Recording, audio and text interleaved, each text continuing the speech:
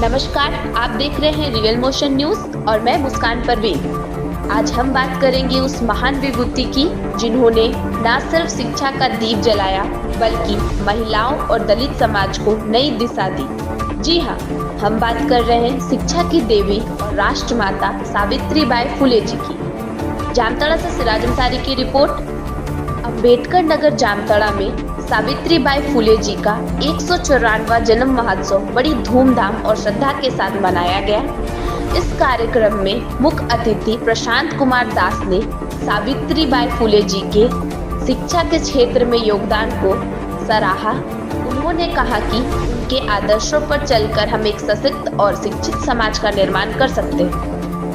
इस अवसर पर विक्रम दास, जसीम अंसारी, वासुदेव राजकुमार तुरी, जयप्रकाश मंडल, अनित हाड़ी, माला देवी, सुनील हाड़ी, सुनील बावरी, उत्तम बावरी, राहुल दास, शोभा देवी और उस्मा देवी समेत कई गणमान्य लोग उपस्थित थे। सभी ने सावित्रीबाई फुले जी के योगदान को याद करते हुए उन्हें श्रद्धांजलि अर्पित की। देखिए। जो अभी नया स्थान का नाम यहाँ पर जो स्थापन हुआ, इसके बारे में आपको क्या कहना है? जी, इस नया स्थान का नाम हम लोग अम्बेडकर नगर रखे हैं।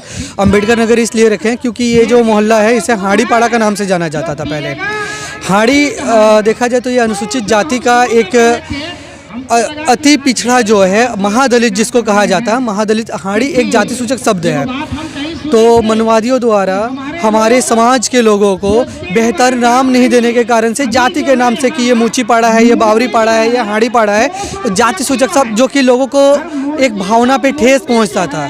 तो हम लोग जब अम्बेडकर मिशनरी लोग यहाँ के यूथ से संपर्क किए, हम लोग से दोस्ती किए, हम लोग आकर के इन लोगों से मिले, तो यहाँ के महिलाओं को कहना है, बुजुर्गों को कहना है, बच्चों को कहना है कि हम लोग जब स्कूल जाते हैं, जब कॉलेज जाते हैं, जब हम लोग फ्लिपकार्ट अमेजन से कुछ हम लोग ऑनलाइन सामान मंगाते हैं, जो हमें डिलीवरी बॉय जब बोलता है कि हमें कहाँ आकर के सामान पहुँचाना है, तो हमें कहना पड़ता है कि हमें हाड़ी पाड़ा में ला करके पहुँचा दो, जो कि कहना बहुत हमें ख़राब लगता है, मजबूरन कहना पड़ता है। तो फिर हम लोगों ने जब निष्कर्ष निकाला इसका कि सब तो ये बाबा साहब अम्बेडकर के वंशज है, तो ये बाबा साहब का नाम से इस मोहल्ला का क्यों ना नाम रखा जाए। तो सार्वजनिक रूप से यहाँ पर एक बार, दो बार, तीन बार बैठक ये हुई और पूरे गांव के लोगों को सर्वसहमति से इस मोहल्ला का नाम अम्बेडकर नगर रखा गया। बाबा साहब का नाम से इसलिए रखा गया क्योंकि बाबा साहब को लोग नाम बोलेंगे, बाबा साहब का नाम जानेंगे तो उसके लिए बाबा साहब को पढ़ेंगे, और जब बाबा साहब को पढ़ेंगे तो हमारे समाज का विकास होगा, लोग शिक्षा ग्रहण करेंगे, जिस कारण से इस मोहल्ला का नाम अम्बेडकर नगर रखा गया। जी धन्यवाद। आप इस विषय में क्या कहना चाहते हैं? इस विषय में यही कहना चाहेंगे, आज बहुत हमारे लिए गर्व का दिन है कि हम लोग माता सावित्रीबाई फुले का जन्म जयंती हमारे जामताड़ा के अम्बेडकर नगर में मना रहे हैं। हमारी माताएं, बहनें एवं सभी विद्यार्थी आए हुए हैं यहाँ पर, और उन्होंने इतिहास की तरफ जाना चाहा। उनके लिए जो बलिदान दिया गया, जो त्याग दिया गया, उन पर उन्होंने गौर किया, उनको पहचाना और उनके संघर्षों पर चलने का उन्होंने एक कदम बढ़ाया। इसके लिए बहुत हम लोगों ने संघर्ष किया और हमें खुशी हुई कि हमारा संघर्ष का परिणाम आज सफल होने की कगार पर है। आगे भी हम लोग संघर्ष करते रहेंगे, समाज को जागृत करते रहेंगे और बहुजन समाज के लिए लड़ते रहेंगे। बहुत बहुत धन्यवाद। यदि आप किसी को पूछिएगा अभी समाज में जाके कि 5 महापुरुष का नाम बताए, क्या बताएगा? महात्मा गांधी, जवाहरलाल नेहरू, पंडित मदन मोहन मालवीय, सुभाष चंद्र बोस, इनको बताएंगे। लेकिन हमारे जो महापुरुष हैं, ये क्या आपके महापुरुष हैं? यदि ये आपके महापुरुष रहते, यदि जवाहरलाल नेहरू आपका रहता, तो इन्होंने, जवाहरलाल नेहरू ने आज एक बार नहीं बल्कि 30 साल तक कांग्रेस और कांग्रेस पार्टी ने मुसलमानों का वोट लिया और मुसलमानों ने वोट दिया। सच्चर कमेटी की रिपोर्ट को पढ़ना चाहिए मुसलमानों को, जिसकी सरकार में रिप्रेजेंटेशन आज़ाद भारत के पहले 21% था। आज़ाद भारत में भारत पाकिस्तान अलग होने के बाद भी 7% था। आज शासन प्रशासन में मुसलमानों का क्या रिप्रेजेंटेशन है? उस समय शिक्षा जो है 50% मुस्लिम जो है शिक्षित थे, आज कितना परसेंटेज है पता है? 1000 यदि मुस्लिम समुदाय के लोग आज हैं, माइनॉरिटी में बहुत लोग आते हैं, लेकिन मैं सिर्फ मुस्लिम की बात कर रहा हूँ। मुस्लिम समुदाय के लोग हैं तो उसमें आपको 2 ग्रेजुएट मिलेंगे, इसलिए शिक्षा बहुत ही महत्वपूर्ण है। कहता है शिक्षा बिन मति गई, मति बिन गति गई, गति बिन वित्त गया, और जब वित्त गया पसमानदा का, वित्त गया इन पिछड़ों का, तो सर्वस्व चला गया, कुछ नहीं रहा। इसीलिए शिक्षा की जागरूकता के लिए महिलाओं में, बच्चों में, बच्चियों में, पूरे समाज में शिक्षा की जागरूकता के लिए इस महान शिक्षा की देवी सावित्रीबाई फूले के जन्मदिन पर, ये तो बहाना है इनका जन्मदिन मनाना, लेकिन शिक्षा के प्रति जागरूक करना मूल उद्देश्य है इस संगठन का कार्यक्रम। इस विषय में आपको क्या कहना है? जय भीम, नमो बुद्धाय।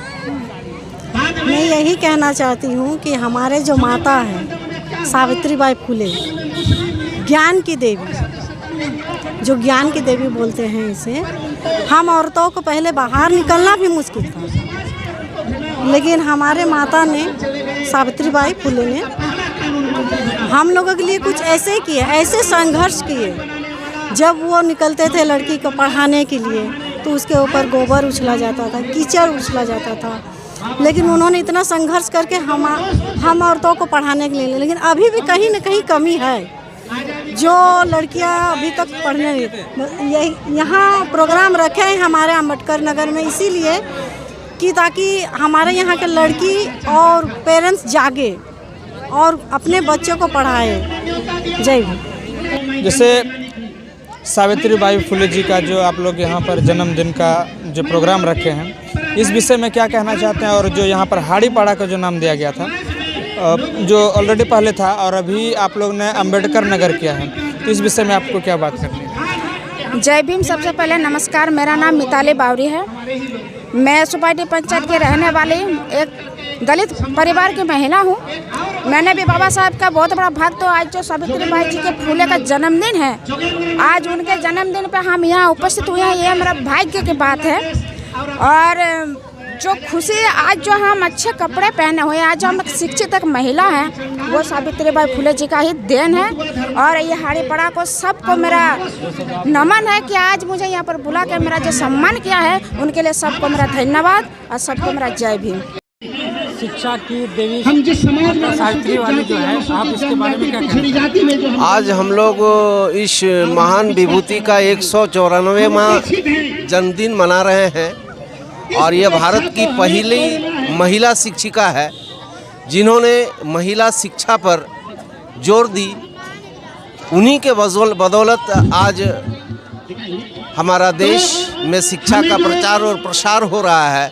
उनका मानना था कि शिक्षा के बिना हम अपने समाज का और हम अपने राष्ट्र का विकास नहीं कर सकते हैं। इसलिए इन्होंने अपना संपूर्ण जीवन अपने पति के साथ समाज को, विशेषकर दलित, वंचित, पिछड़े वर्गों में शिक्षा का प्रसार के लिए संपूर्ण जीवन को आहूत कर दी। हम नमन करते हैं एवं वर्तमान पीढ़ी से यह आग्रह करना चाहेंगे कि अपने बच्चे एवं बच्चियों को अवश्य शिक्षा प्रदान करें, चूँकि बिना शिक्षा का हम एक सशक्त समाज का, एक समृद्ध राष्ट्र का निर्माण नहीं कर सकते। सावित्रीबाई फुले जी का जीवन आज भी हमें सिखाता है कि शिक्षा सबसे बड़ा हथियार है जो समाज को बदल सकता है। इसी प्रेरणा के साथ मैं मुस्कान परवीन आपसे लेती हूँ विदा। देखते रहिए रियल मोशन न्यूज़। धन्यवाद।